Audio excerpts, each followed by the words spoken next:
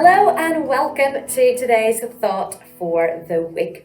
It is the 1st of March and that might not mean a lot to some of us, but in a certain part of the UK it is a very important day.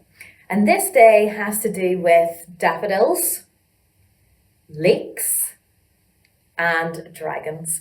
Have you guessed what it is? That's right, the 1st of March is St David's Day. Now, the Dalzells have a bit of a connection with St David's Day, and Robert's granda has Welsh connections, and so happy St David's Day to you, Elwyn, and to anybody else who has Welsh connections. I didn't really know a lot about St David's Day, to be honest, or anything really about St David, so I thought that I would look up some information about him, and here's what I found. So St David was born in the year 500 AD. And legend has it that he was born on a cliff top in the middle of a storm. What a way to be born. Also, information tells us that he was a fine preacher. He founded many monastic settlements in Wales, southwest England, and in Brittany, in France. Also, there are some legends that he performed lots of miracles as well. So there you go, I didn't know that about him. But one of the things that he is famous for as well is for his last address that he gave to his followers. And these words have become synonymous with St David, and it's do the little things. And this phrase comes from the last sermon that he preached, in which he said, be joyful, keep the faith, and do the little things that you have seen and heard me do. What a great legacy to leave. Be joyful, keep the faith, and do the little things that you have seen and heard me do.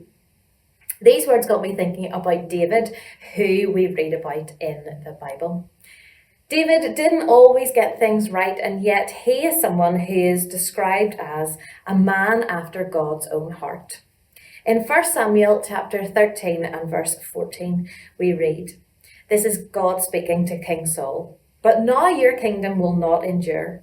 The Lord has sought out a man after his own heart and appointed him ruler of his people, because you have not kept the Lord's command. David is someone who is described as being a man after God's own heart, something which we should all aspire to. But in doing that, how was he a man after God's own heart? What did he do? Well, we know that David honoured God, that he loved God and loved his word.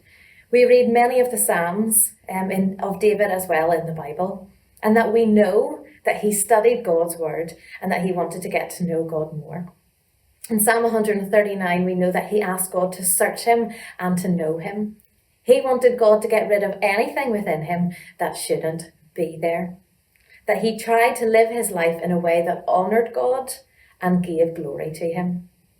David wanted to build a temple to God, but God told him that it wasn't his job to do. It was for his son, Solomon. And so that's an example for us to follow, for us to honour God, to obey him, and ultimately give glory to him. But the greatest example that we should follow in doing the little things that you have seen and heard me do is Jesus. And so my challenge for you today on St David's Day, when the words that he has said, be joyful, keep the faith, and do the little things that you have seen and heard me do. Why don't you find some of the ways that Jesus has shown us how to live, and you can do the little things that we have seen and heard Jesus do.